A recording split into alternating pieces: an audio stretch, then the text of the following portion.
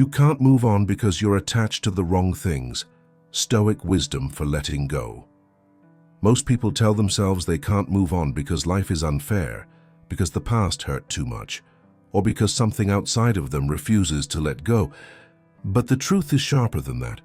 You are not stuck because of the past. You are stuck because a part of you still believes the past holds something you need.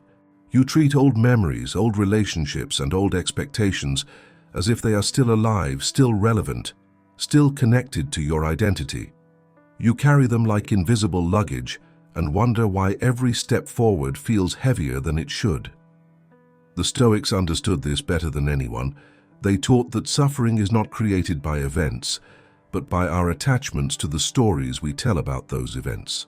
You think you are grieving what you lost, but what you are really grieving is who you were when you still believed those things belonged to you. There is a version of you that keeps defending what is already gone, because letting go feels like admitting that you have changed. And change, even when it is necessary, can feel like a betrayal of the person you used to be. You are not failing to move on. You are resisting the truth that the person you were created, attachments that the person you are becoming, can no longer carry. That tension is the real battle. Not the past, not the memories, not the people who left. The battle is between who you were and who you must now become. And until you choose a side, you will stay suspended between two lives belonging to neither. What if the weight you feel isn't a sign of weakness but a sign of growth? What if what feels like being stuck is actually the moment before transformation, when your mind is still trying to understand that the life you are meant to live cannot begin until you set down what no longer fits? This is where Stoic wisdom becomes powerful. It cuts through illusion. It forces you to confront reality without excuses, without fantasy, without the emotional haze that convinces you to hold on out of fear rather than truth. You are about to see your attachments in a way you never have. You will understand why they formed, why they linger, and why releasing them is not just an emotional act but an act of personal evolution. This is where your clarity begins. This is where the weight finally becomes visible. This is where you take back the authority over your own mind. There comes a moment when you realize that the heaviness you feel is not coming from the world outside you. It is coming from inside, from something you have been carrying for so long that it now feels like part of your identity.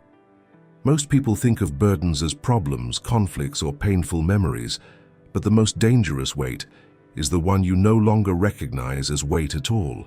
It becomes familiar, almost comforting in a strange way, because it gives you a sense of continuity. Even if it hurts, it is something you know. This is the weight that stops you from moving forward, not because it is stronger than you, but because you have allowed it to blend into who you believe you are. You have carried old attachments for so long that your mind adapted to them. You built habits around them. You crafted stories to justify keeping them close. You convinced yourself that letting them go would create emptiness, and emptiness often feels more frightening than pain. The Stoics warned about this. They taught that the human mind becomes enslaved not by chains, but by unexamined loyalties. You stay loyal to old versions of yourself. You stay loyal to people who no longer walk with you. You stay loyal to expectations you outgrew. The loyalty itself becomes the cage. And as long as you refuse to see it, you will misinterpret your stuckness as fate rather than self-imposed limitation. The truth is that most suffering comes from these invisible bonds. You can't see them, yet they dictate your decisions, your emotions, your reactions. You think you are choosing your life, but your attachments are choosing for you. That heaviness you feel in moments of confusion or hesitation is not random. It is the silent resistance of a mind trying to step into a future while still clinging to a past identity. This weight does not announce itself. It hides behind familiar thoughts. It disguises itself as loyalty, nostalgia, responsibility, or unfinished stories. But underneath all of that is fear. Fear of stepping into the unknown without the emotional anchors that kept you steady in the past. Fear of becoming someone new without knowing if this new version will be enough. Fear of embracing freedom, when freedom also means accountability. Your mind cannot move forward until you see the weight for what it is. This topic opens that door. The next topic reveals why you unknowingly agreed to carry it in the first place. Before you can let go, you must understand the invisible agreements your mind is still honoring. These agreements are not written on paper, but they shape your decisions more than any external obligation ever could. They are emotional contracts formed during moments when you needed certainty, validation, connection, or meaning. You made them unconsciously, often in periods of vulnerability, believing they would protect you. Instead, they became the invisible threads tying you to the wrong things. An emotional contract begins when you tell yourself something like, "This person is part of my future," or "This dream defines who I am," or "This expectation is who I must become." You may not remember forming these promises, yet they influence you every day. You stay attached not because the thing still has value in your present life, but because a past version of you made a silent promise that you still feel obligated to fulfill. The problem is that life changed, circumstances shifted, and you evolved, but the contract remained frozen in time. You keep trying to live according to conditions that no longer exist. You hold on to people who moved on. You cling to identities that no longer reflect your inner truth. You stay loyal to narratives that lost relevance long ago, and each time you attempt to move forward, the contract pulls you back, creating emotional friction that you mistake for confusion or weakness. The Stoics understood the danger of these unexamined commitments. Epictetus warned that bondage begins the moment you tie your peace to something outside your control. That is exactly what emotional contracts do. They bind your sense of worth, direction, and identity to stories that no longer align with who you are becoming. As long as these contracts remain unbroken, they sabotage your ability to move freely. You feel guilty when you try to release them, as if you are betraying someone or abandoning a responsibility. In truth, the only betrayal is staying loyal to a version of yourself who no longer exists. You owe nothing to the past, except gratitude for what it taught you. But you owe everything to your future, and your future demands honesty. These emotional contracts must be brought to the surface. They must be identified, questioned, and dissolved. Only then can you understand why you feel pulled in two directions every time you try to take a step forward. The next topic exposes the realization that changes everything. You have not failed to let go. You have simply outgrown what once made sense. Most people believe letting go is an act of force, a moment where you finally find the emotional strength to release what has been holding you back. But that belief is a trap.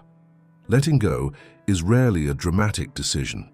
It is not about ripping something out of your heart. It is not about convincing yourself to stop caring. It is not about pushing away the past with sheer willpower.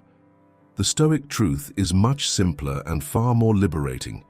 You do not let go. You outgrow. When you outgrow something, the attachment dissolves naturally. It stops fitting, it stops making sense, it stops aligning with the person you are becoming. This is why you have been struggling. You have been trying to let go from the perspective of who you used to be, not from the perspective of who you are now. You are attempting to solve a present problem with an outdated identity, and that creates frustration, confusion, and emotional exhaustion. Growth changes the architecture of your mind. It shifts your values, your priorities, your internal standards. The things you once fought to keep become unnecessary.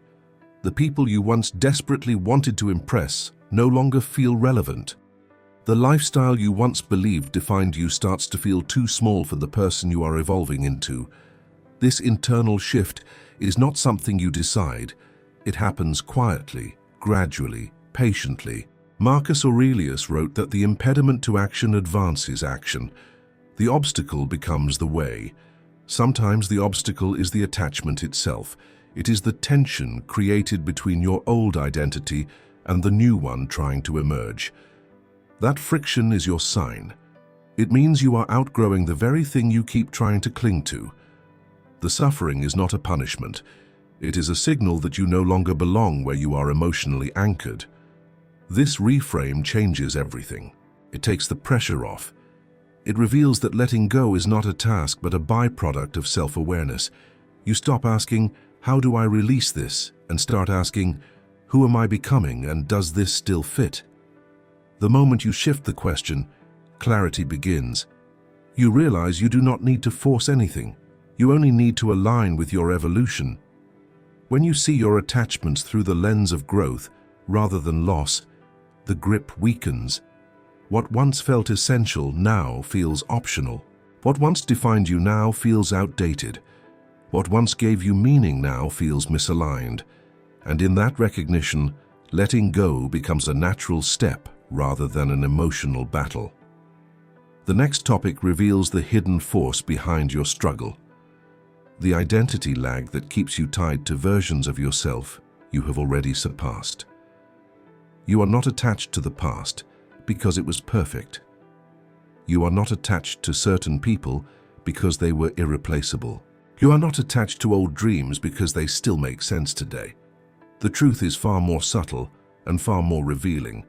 You are attached because your identity has not fully caught up with who you are becoming. This is identity lag, the psychological delay between the moment your inner world evolves and the moment your self-image adjusts to match that evolution. This lag creates a pull toward what no longer aligns with your present reality. Identity lag explains why you keep revisiting memories that no longer feel good, why certain relationships still appear significant even though they have run their course, and why some dreams still whisper to you even though you no longer truly want them. A part of your mind is still committed to the person you used to be. That version of you built attachments based on old fears, old desires, old wounds, and old interpretations of what life should look like. When you grow, those foundations shift, but the inner image remains slow to update. You feel stuck because you are standing in the doorway between two selves. One is familiar, predictable, and built from patterns you have practiced for years. The other is emerging, unfamiliar, and demanding a higher standard of truth. The conflict between these two identities is what keeps you looping in the same thoughts and emotions. You are not resisting the past. You are resisting the discomfort of becoming someone you have not yet fully accepted. The Stoics understood this tension. They taught that the mind suffers when it tries to live in two realities at once, the external world as it is and the internal world as it used to be. When your identity lags behind your growth, your actions feel divided. You take steps forward while your beliefs drag you backward. This internal contradiction drains your energy and makes every choice feel heavier than it should. Identity lag makes you interpret growth as loss, when in truth, it is only transition. It makes you interpret emotional discomfort as a signal to return to the past, when it is actually a sign that your future is demanding space. Once you recognize this lag, something shifts. You start seeing your attachments not as emotional failures, but as reminders that your self-image is expanding. You understand that moving on is not about erasing the past, but about catching up to the version of you that already outgrew it. The next topic reveals the Stoic principle that exposes the root of this tension, the silent battle between your attachments and reality itself. If there is one truth the Stoics never softened, it is this: most of your suffering does not come from what happened, but from the way you keep arguing with reality. This is the core of your attachment. You are not holding on to the past. You are holding on to a version of reality that no longer exists, and every time life tries to move you forward, that outdated version pulls you back with the force of a memory you refuse to question. You tell yourself the story of how things should have gone. You replay conversations trying to give them a different ending. You imagine alternate outcomes where the people you cared about stayed, where your efforts paid off sooner, where you made different choices at the crossroads of your life. These mental reenactments create an emotional world separate from the real one. That imagined world becomes the place you secretly try to live, even while your body continues moving through the actual present. Marcus Aurelius warned that you cannot control external events, only your response to them. Yet attachment keeps you fixated on the external, desperate to rewrite what cannot be rewritten. You resist the truth that some endings are final, some people will never return, and some chapters cannot be reopened. This resistance creates internal tension, the psychological pulling apart of yourself, as one part tries to live in the present while another clings to a past that has already collapsed. This is why you feel torn, not because you lack strength, but because you are mentally splitting yourself between two timelines. You want the comfort of what was familiar, yet you crave the peace that only exists in acceptance. You want the story that feels safe, yet you also want the growth that demands honesty. The internal war is not between you and the past. It is between you and reality itself. The Stoics did not ask you to suppress emotion.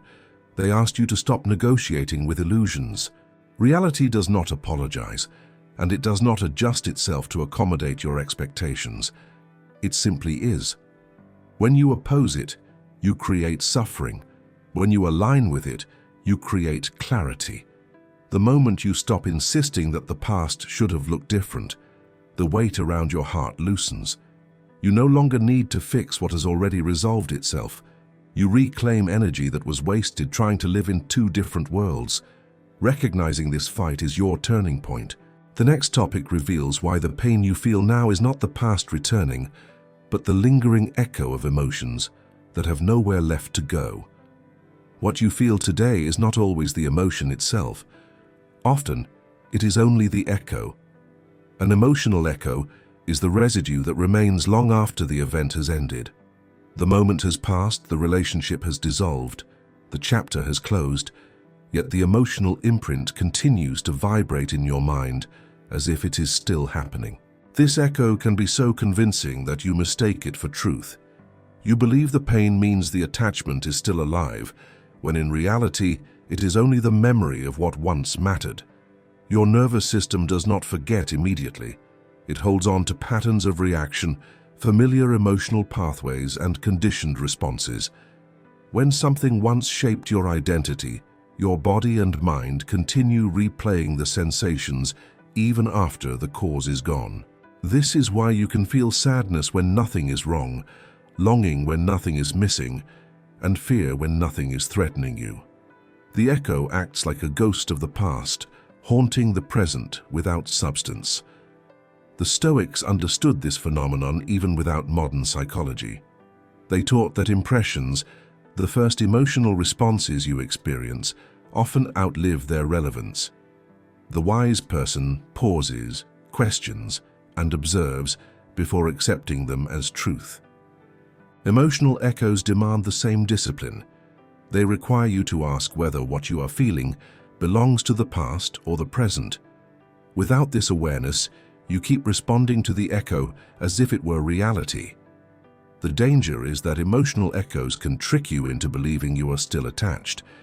They convince you that the bond is stronger than it actually is.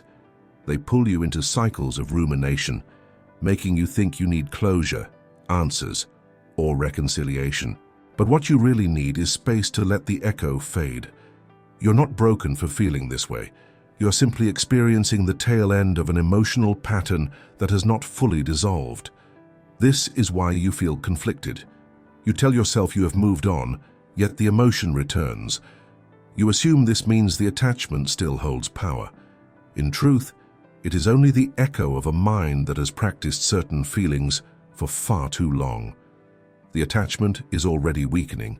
The identity that formed around it is already crumbling. You are simply catching the aftershocks of emotional conditioning. Once you understand the nature of emotional echoes, you stop chasing them. You stop interpreting them as signals to return to the past. You stop feeding them with attention. You allow them to pass through you without anchoring deeper. This releases you from the illusion that you are still tied to something that has already ended. The next topic reveals the Stoic principle that transforms this understanding into liberation. The power of subtraction and the freedom that comes with removing what no longer belongs in your life. Most people try to improve their lives by adding more. More habits, more goals, more affirmations, more strategies, more information. Yet the Stoics understood that real transformation does not begin with addition. It begins with subtraction. You free yourself not by stacking new layers onto a confused identity, but by stripping away everything that no longer aligns with your truth.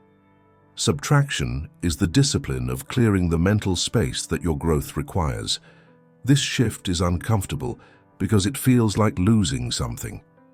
The ego interprets subtraction as emptiness. It fears the silence left behind when familiar distractions fall away. But removal is not loss. It is refinement. The more you subtract, the more clearly you see who you are without the noise of old attachments. This is why so many people remain stuck. They try to build a new life on top of unresolved emotional clutter. They want clarity while still holding what obscures it. Marcus Aurelius wrote that the soul becomes dyed with the color of its thoughts. When your mind is cluttered with outdated loyalties, unresolved expectations, and lingering emotional echoes, everything you see becomes distorted. Subtraction restores the true color of your inner world. It strips illusions at the root. It exposes the attachments that have been masquerading as stability. It reveals the truth beneath the layers you once believed you needed to survive. Subtraction is not passive. It requires courage. It demands that you release your grip on narratives that once defined you. It challenges you to walk away from people who no longer align with your evolution. It forces you to question beliefs you inherited without examination. When you subtract, you break the emotional contracts that keep you loyal to the wrong things. You reclaim energy that has been tied up in resistance and self-preservation. This is the path to liberation, not adding more principles to memorize or more motivational ideas to chase, but removing what blocks your natural movement forward. You do not need to become stronger to move on. You need to become lighter. You need to subtract the illusions that conflict with your growth.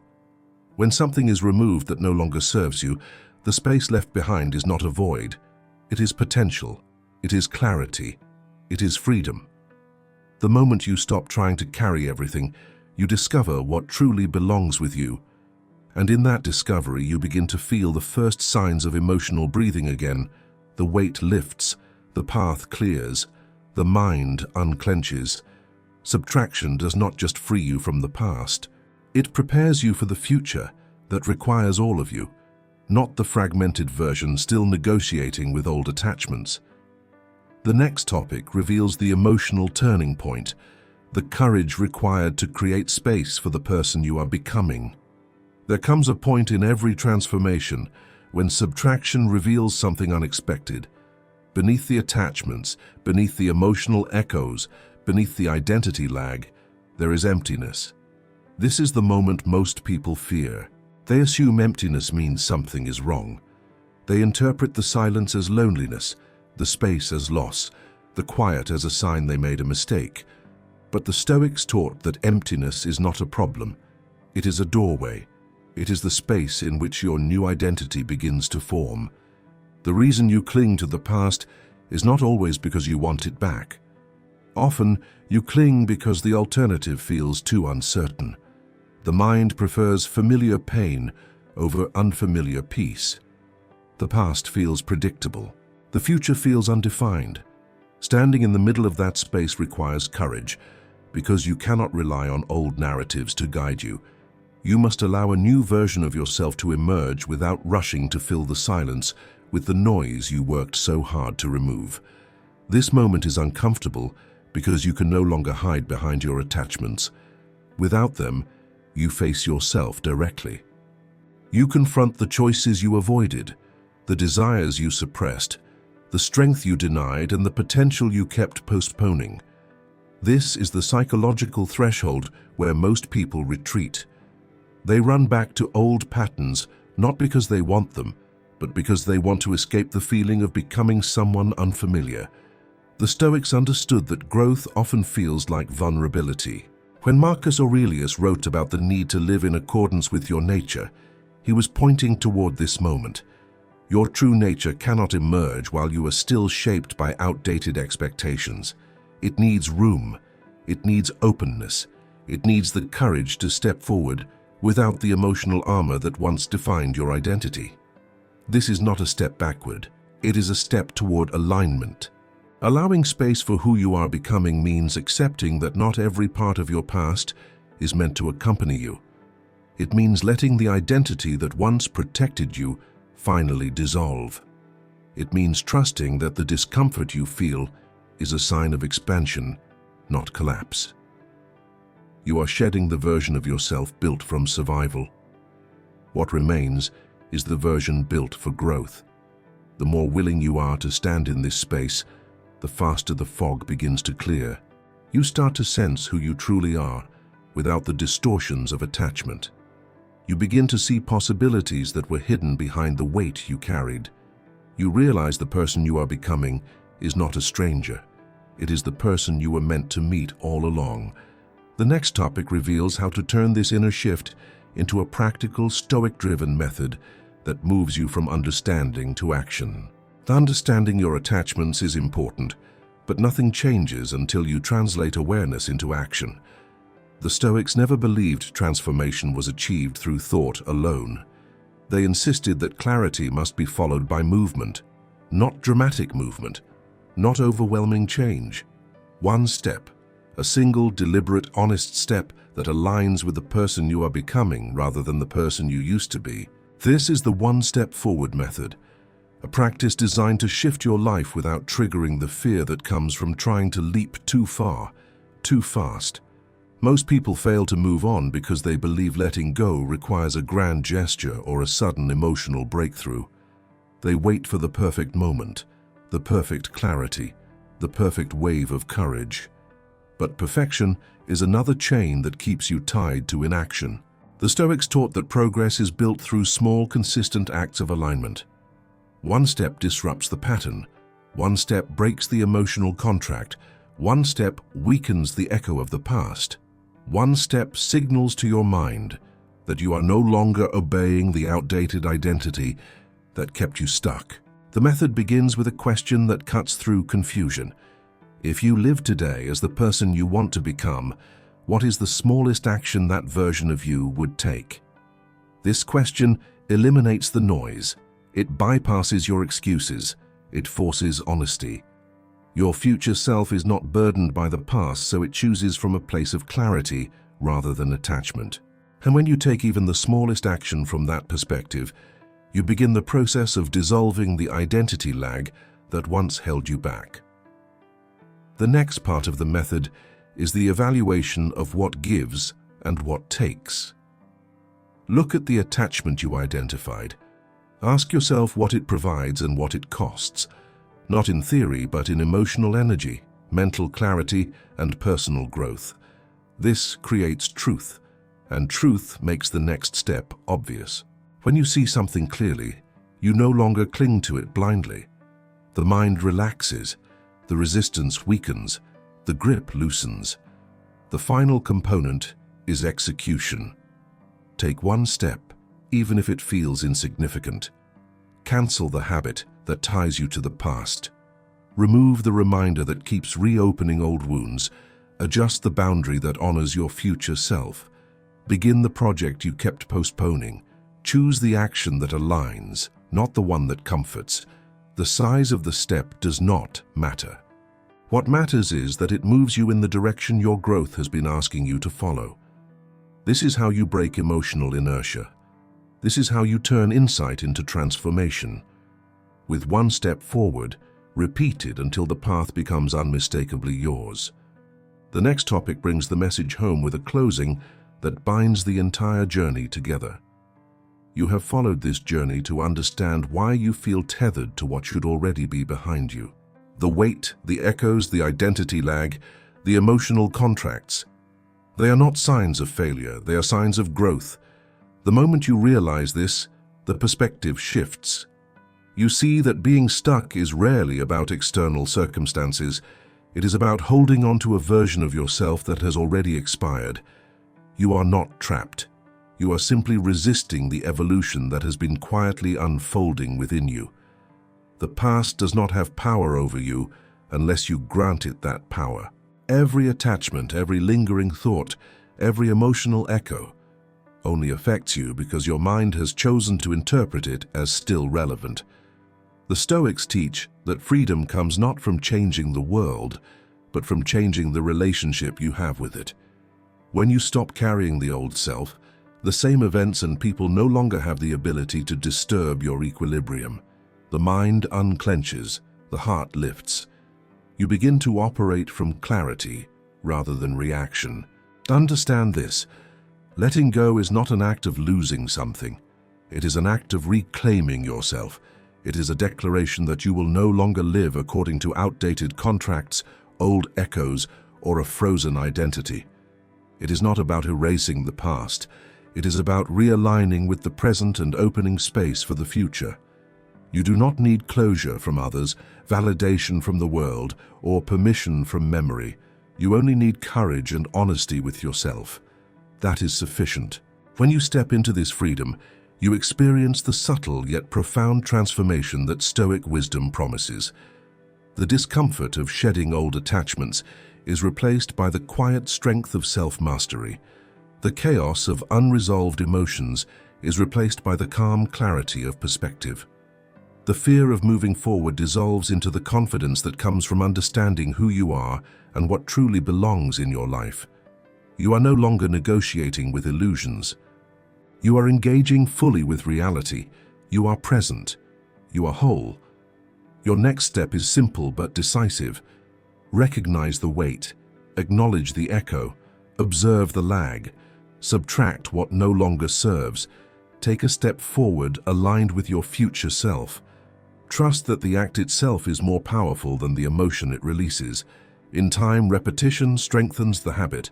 Momentum builds. You discover that moving on is not an external challenge. It is an internal liberation. You are not leaving anything behind that matters. You are arriving at who you were always meant to become. This is the choice. You can continue carrying someone you no longer are, or you can step forward into the clarity, courage, and freedom of your true self. The power is yours. The space is yours. The life waiting for you is yours.